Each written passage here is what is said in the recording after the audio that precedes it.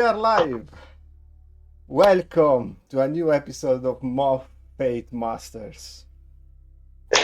It's been 3 months, guys, since the last big episode. It was like even last year, it's 2025. Hello, Hello. Hello, everybody. Everyone. Hello, we are everyone. back. Right. Welcome to Master of Fate. Before we start, do you remember what happened in the last episode? The silence. Oh my Even god. remember.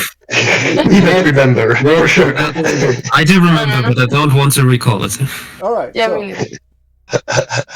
in a quick recap, I will just say that the party, the entire group, was tricked by Gavron Luiz to go and attack his lair.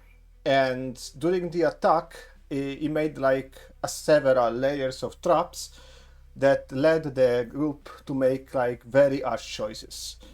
One of these choices was to either save one of the towns or, well, die.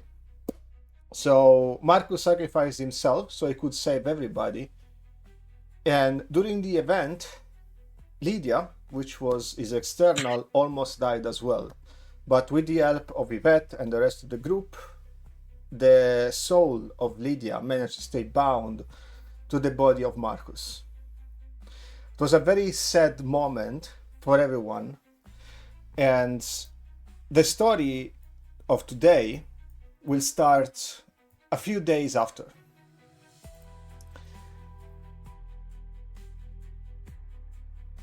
Warros Griffenwell came in the room, and some of the soldiers helped heal all your wounds and offered you shelter in Griffenwell. All the heroes that participated were reunited in the same place, and you were brought to Travern Tranach, which is like the Holy Land, which is like the last land also of the Agantor Church, which is the territory led by Il Padre. Yes, it's 120p on purpose because we are not famous enough. Il Padre gave you like everything. They made sure that you were treated like heroes, but of course, these must have been difficult moments for your characters. And this brings us to today, at Marcus' funeral.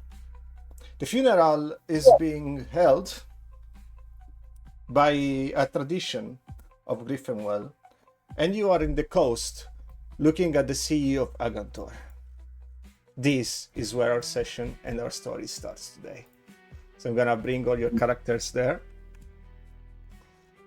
Oof.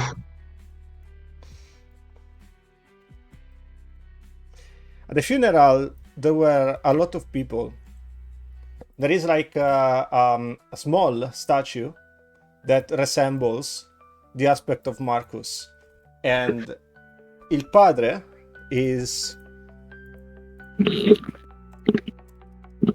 has been doing like a long ceremony and is almost ready to do the final speech. Before that, every one of you had the chance to say something to Marcus. The people that have attended have been a lot, so I'm gonna start to slow adding them. So you can move your character in the scenery.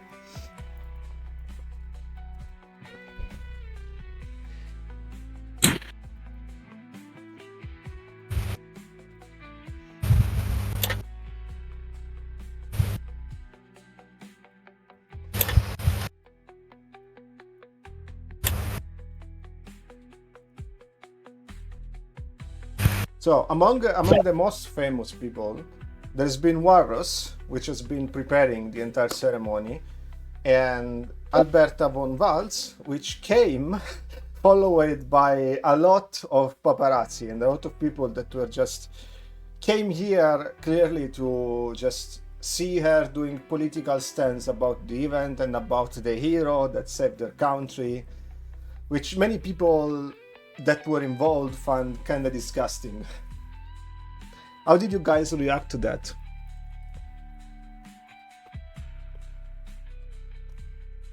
For me, I'm a little bit uncomfortable because this should be more secret, and I'm not used to this. This is so also overwhelming for me, so I'm trying not to look at it. What about the others? I think Lydia is not that accustomed to these kind of ceremonies, so she doesn't even know if that's supposed to be like this or not. She would just try to adjust. Okay, Volo, you know that this is like a standard, not really a standard ceremony. This is a type of ceremony that usually Griffinwell does to big heroes, people that actually left the mark in history and that they will be remembered. Yes, I'm not actually used to be this kind of ceremonies, but I know that this is the protocol, and I feel it like they are giving all the respects and all the institutional favors that they can do to give Marcus a good treatment in Griffinwell. I know they are making this ceremony as simple but as rigorous as they can, and I feel like this is the treatment that Marcus should Okay. follow here. Among the other guests, there were also Solomon and Samir, which of course were very close to Marcus, and they were definitely, both of them, they are in tears, and there were like Liz and Redden that were part of the event and decided to join to give their condolences. And also there is old faces. You see the bear showing up, real sad, with a fish in the hand, and you don't really know what what he intends to do with the fish. And also Rio as well, which they both came up together with an helicopter, like almost last minute. And this is from where we start. You see Rio and the bear coming in, trying to interact with all of you, and Rio especially says, "I'm sorry. I wish I could have been there." What do you guys say? I approach the grave carefully, and I look at the stars, and I say, if I would like to say something. And Il Padre says, "Yes, of course. Every one of you can say anything and leave a gift to the grave before the final speech. So if any of you would like to say some last words to Marcus, please do." So the approach? Yeah. Okay. I take of my pocket a paper. Okay. It's a letter from me, and I say, "All right, you didn't let me say goodbye to you, so I will do it now. Well, I still can. God, I can't believe you are dead.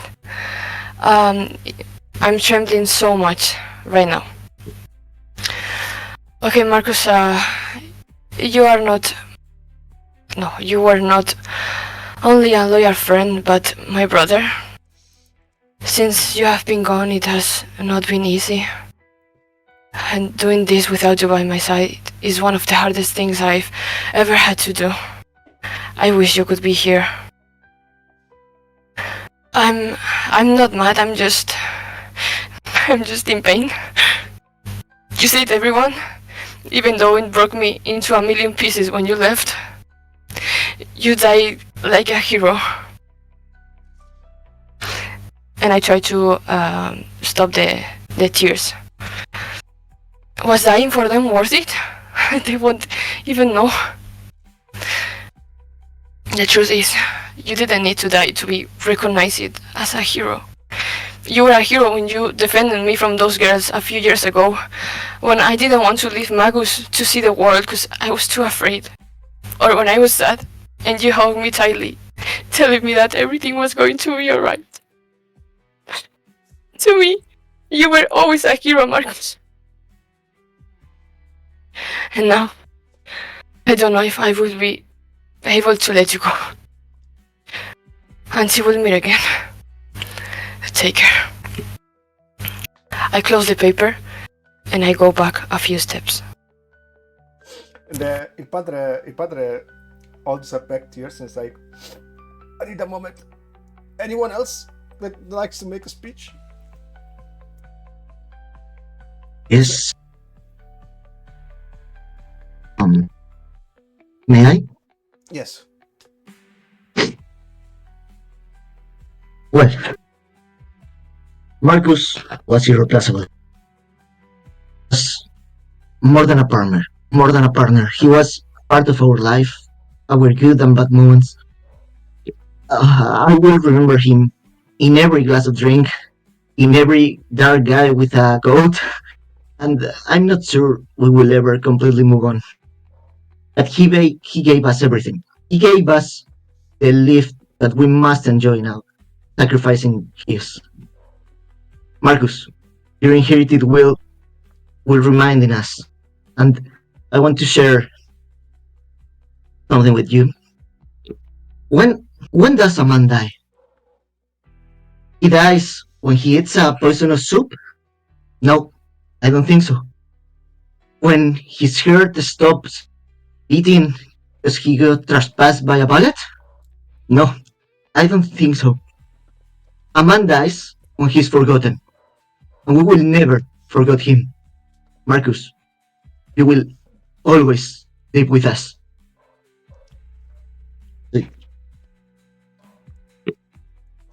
And il padre can't hold back tears anymore and he starts crying. It's like, these speeches are too powerful. He starts crying.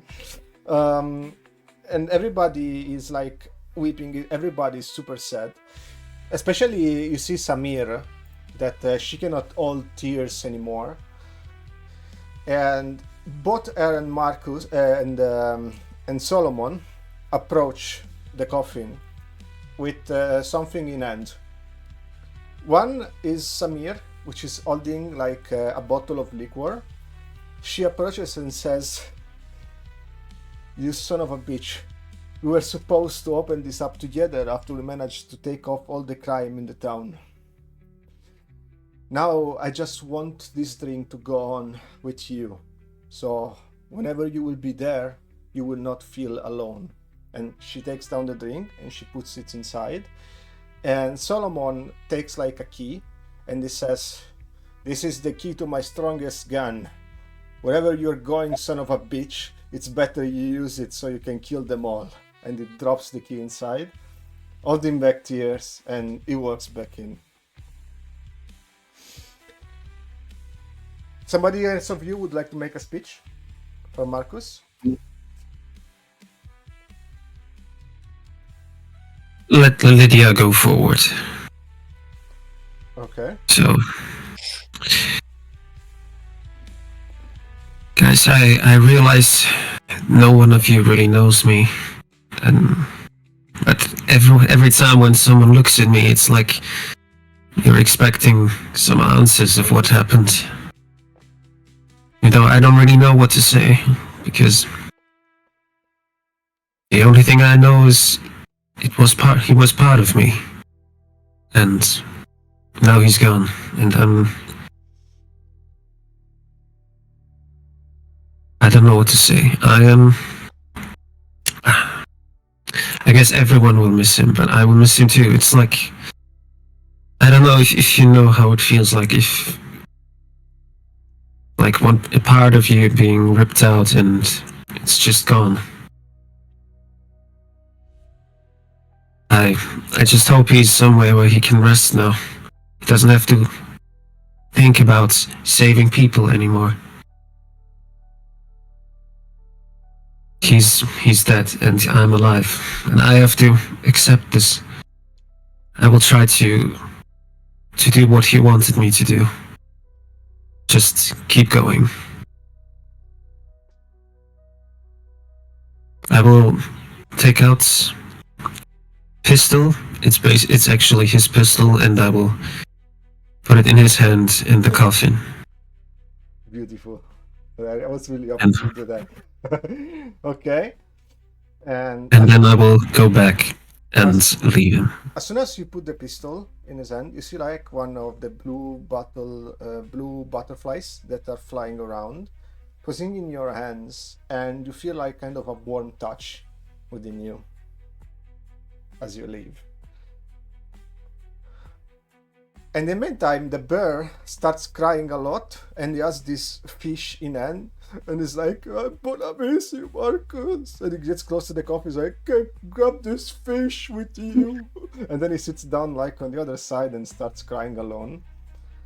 And Rio walks in, and very serious. He's not crying, but he's visibly, you can see that for a droid, he's really suffering. And he doesn't have anything with him. He just touches the coffin with his hand, and he says, "When I met you, I didn't know what type of person I was, and I was fighting against a lot of my deep struggles. And you helped me understand the person that I am, and to accept what is my fate. In doing so, you sacrificed a lot of yourself, and I will never forget what you have done for me, for my life, and for the people that now I have to take care of. Until they exist, the Crimson Tears will always remember Marcus Steele." And he moves back. Okay, and Redden is standing there, but it's not really crying. He's just distracted, looking at the phone, because he seems like visibly thinking about something else. While Litz just goes close and gets closer to Yvette, and just tries to put the hand on her shoulder and not to her, in understanding of her pain. Would Yvette allow that? Yeah. And Liz says, "I know that you've been through a lot, and I do not suppose to understand what you're going through. But I also know what it means to losing someone so important, so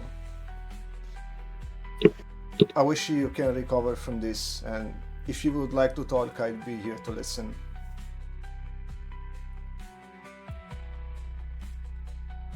I just don't say a word, just look at her eyes and nod. Like, okay.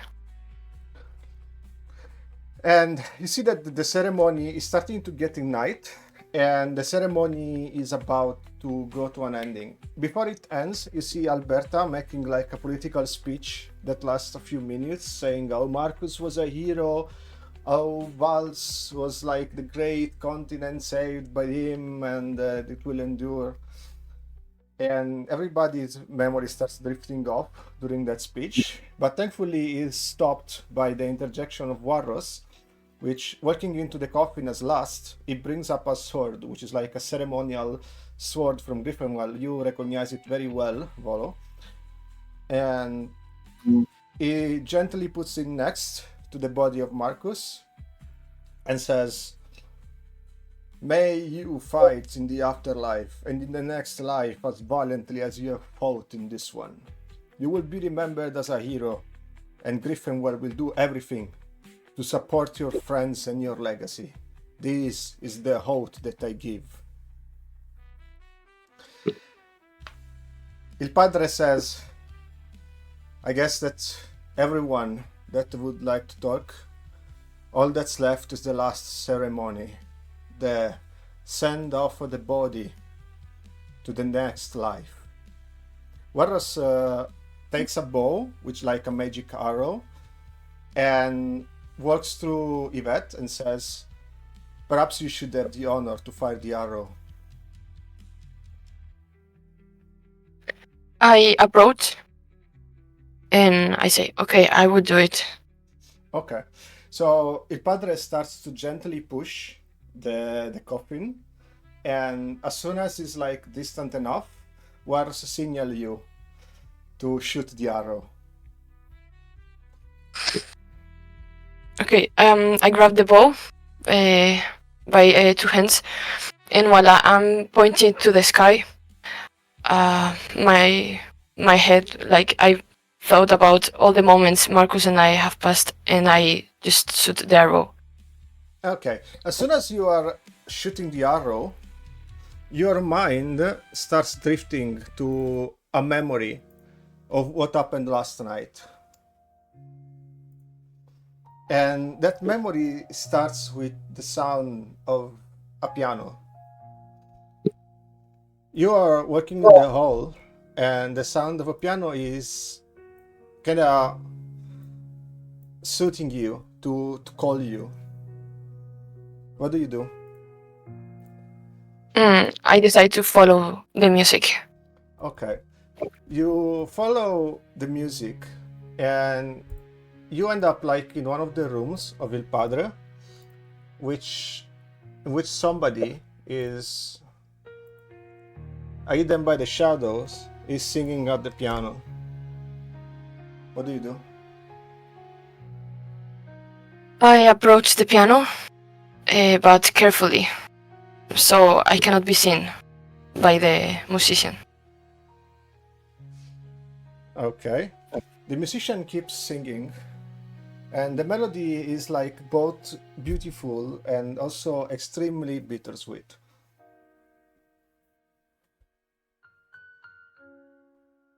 He keeps Okay. singing, and he still doesn't notice you. You see that there is like the same butterflies that are like being like covering the magic in this place.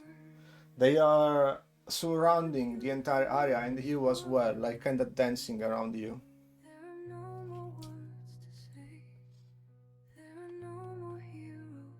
Okay, I approach more, so I can see the face of the person. You see that the person singing the piano is actually Redden, and he looks at you and he says, "I'm not sure if you would have come, but I'm glad you did."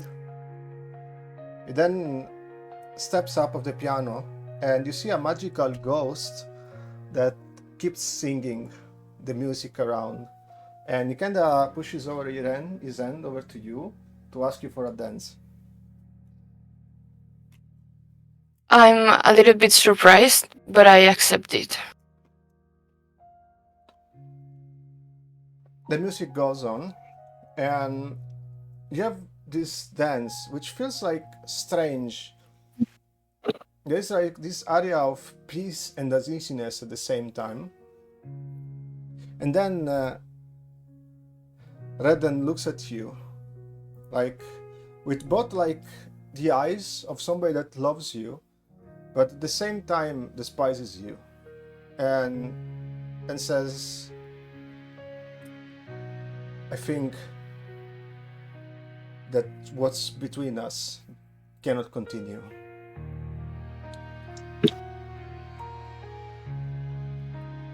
I keep dancing, and without looking to his eyes, I say, "Well, I know. That's where I came."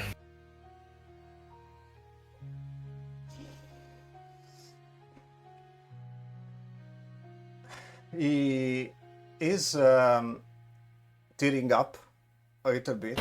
You see that he is sad, and he says, "But you and me, we have chosen paths we cannot follow."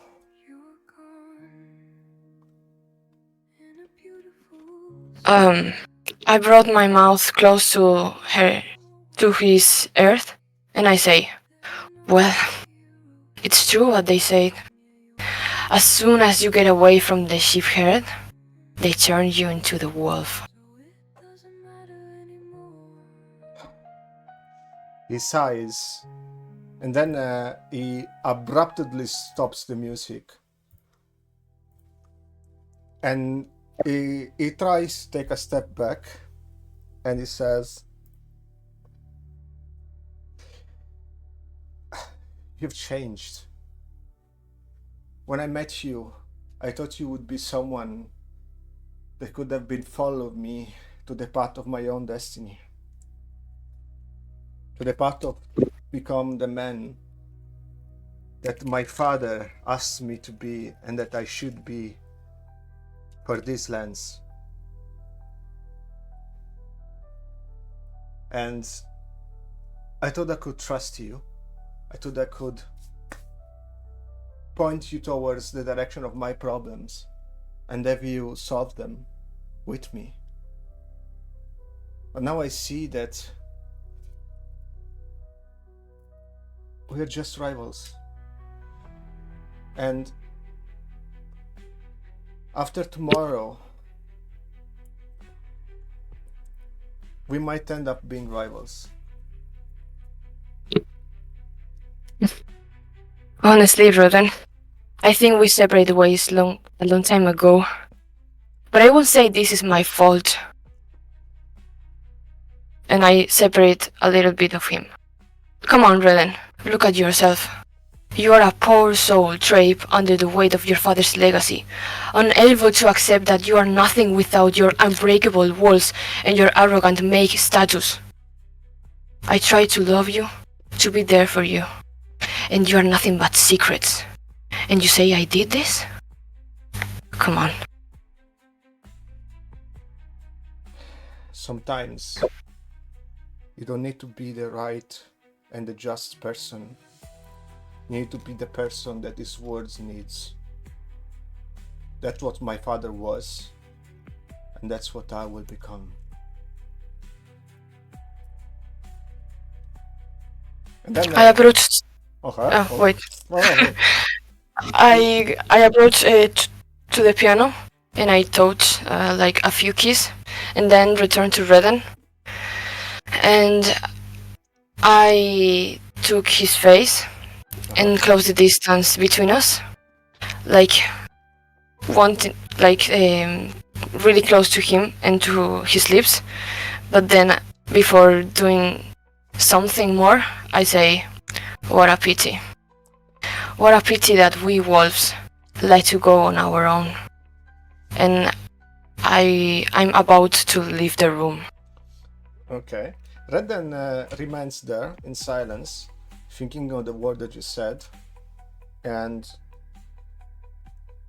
that is like actually you realize that on the last sentence that you said is like actually agreeing, and it's kind of nodding like in silence like a little bit, and then he lets you leave.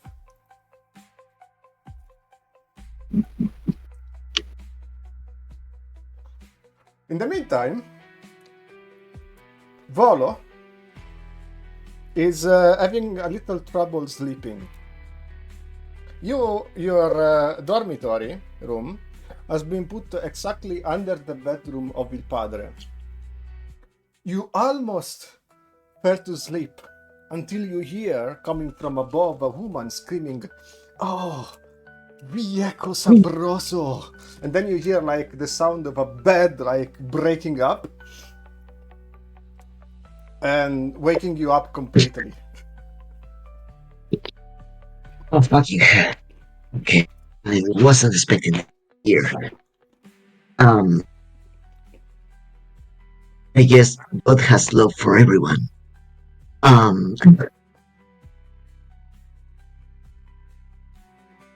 Can I go, I don't know, to the kitchen to drink a glass of water? After you decide to go to a glass of water, you see Yvette's door shutting down like from inside, as if he just came back real mad.